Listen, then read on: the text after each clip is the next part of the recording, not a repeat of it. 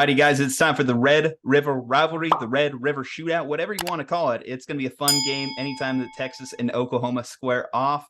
Texas coming off a win, Oklahoma coming off back-to-back losses. Overrated, Kyle? I think so. I think at this point it's fair to say, or TCU is just going from being a team that fired Gary Patterson to like all of a sudden Sugar Bowl worthy. But I think the more probable scenario is that Oklahoma was a bit overrated. It's not that they didn't have their issues throughout the game. Obviously, Dillon Gabriel, they were already down 24, but him getting hurt didn't help them in their comeback efforts. But you go look at both the games that they lost. We joked last week at their expense. Does Kansas State just have ownage on them? You lose Lincoln Riley, you lose your quarterback. You're going to be going through a lot of transition. And whenever I said that I thought that this game was a must win for Texas, I think it's even more true today. How do you not go into this game, which they are the Vegas favorite, but how do you not go into this believing you're the favorite to beat this Oklahoma Sooner team coming off that loss to TCU and with potentially a backup quarterback under center? I think Texas has a right to be a little bit arrogant going into this game, but it's just about managing that and putting that in perspective, because we've seen this team mentally kind of lose focus whenever they are the favorite. That's been my biggest knock of criticism for them over the last 2 years. Whenever they're a favorite in the game, just seems like they decide, oh, we don't have to play as hard. This team isn't as good as us. This team isn't as talented as us. That's something that needs to change, because this is a potential statement game for Texas. I don't care if it's a backup quarterback. Statement game can be made if you beat Oklahoma this year, especially for Coach Sark.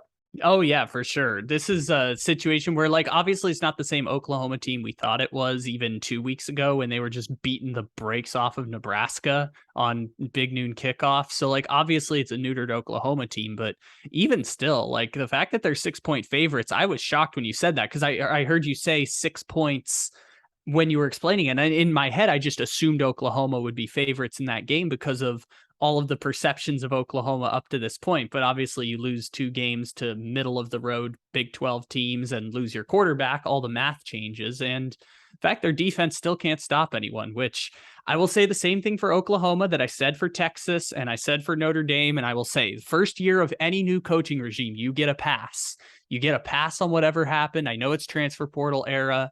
It was just remarkable that Oklahoma was able to turn it around what seemed like as quickly as possible, and that they would be Big 12 favorites in the first year of the Brent Venables and Ted Roof defensive coordinator regime. And obviously they can't stop anyone. They're not going to win the Big 12 this year, but they don't hit the panic button there, which for Texas, opportunity for you, because now all of a sudden in the weird Big 12 hierarchy, one of those 3 teams that you thought you would lose to at the start of the year, you're all of a sudden supposed to be better than them. So it doesn't mean they're third anymore, because they'll probably lose to someone down the road, but it's an opportunity. It's definitely an opportunity. Well, the math in the conference has changed as a whole, because at the current juncture in time, you have TCU 17, you have Kansas, I believe, 19 as of today. Yes, go Jayhawks. So you have those teams currently sprinkled across the rankings. So who knows how good they are, but I will say it's clear. I won't take anything away from those teams. They are much improved. They are good. I don't know what it is with TCU in particular. I don't know if Patterson's voice just started to lose steam in that locker room. I mean, he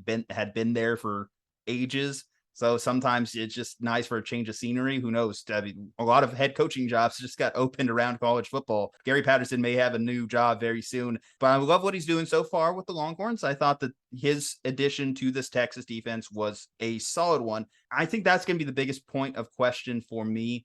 Is pretty much going to be every game for the Longhorns moving forward. It's just every week I'm going to ask myself the defense, because against West Virginia, there was no stopping their offense. Card looked great. 3 touchdowns. Bijan had over 100 yards. Xavier Worthy over 100 yards, 2 touchdowns. And hell, decided to even just mess around and throw one himself. This offense was running at full steam against West Virginia, and I don't expect it to stop against, as you mentioned, what's turning to be a pretty bad Oklahoma defense. The question is, can you get stops? Can you shut down a backup quarterback? And there's no reason that you shouldn't. I'm not trying to diss on backup quarterback for the Oklahoma Sooners, Davis Bevel, but he's not the same arm talent, obviously, that they've seen with Gabriel. Gabriel was really earning his stripes in the first couple weeks, lost a little bit of that the last 2, but he was clearly a difference maker for this team. And I think for them, for Oklahoma, It's very likely that he sits. This may be a thing that ages poorly, but it's very likely that he sits, just given what's going on around the sport of football at this time. When you're talking about head injuries, I don't think it would be a good look for them to be able to throw out Gabriel, especially coming off 2 losses and what's starting to turn into a lost season for the Sooners. Obviously, you're not thinking about college football playoffs this year. You're not thinking about winning the Big 12 if you're the Sooners this year. You're just hoping that this team starts to rebuild now in the post-Lincoln Riley era. So you're not going to put your quarterback at risk after a concussion. I think it's very likely he sits, but counter that with what's going on with Texas, Quinn Ewers should be back. Quinn Ewers, he was active against West Virginia. They opted to sit him on the sideline. He was ready to go if needed. If Hudson Card needed a breather, the ankle had any issues, whatever, just Ewers was available in that game. So I just don't see why he wouldn't be starting. We learned in the offseason that Quinn Ewers is a superior quarterback.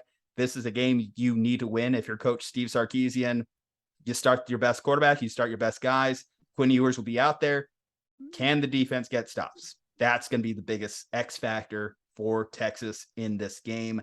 Whenever you have one of these toss-up type of games with two teams that, it's college football, so obviously there's a talent gap between that at the very top and that in the very middle. Whenever you have a game like this, the thing I point to is what is the best unit on the field? What is the best unit coming into the game? And that will be something that gives you a competitive advantage, especially in college football where wacky shit happens all the time.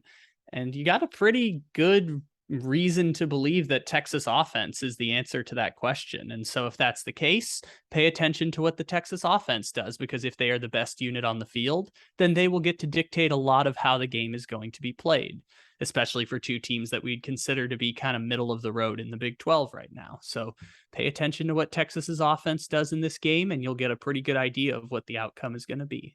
Bijan, Rashawn, just keep it simple. Get the running game going. Anyway, guys, I'm picking the Longhorns. Kyle, where are you going? Where are you going?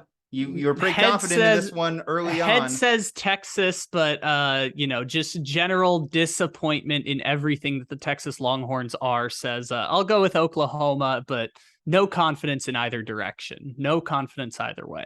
All right, guys. Comment below who wins the Red River Rivalry this week. Leave a like on the video, subscribe to the channel, follow us on social media, stay safe, happy, and healthy, and we'll see you on the next one.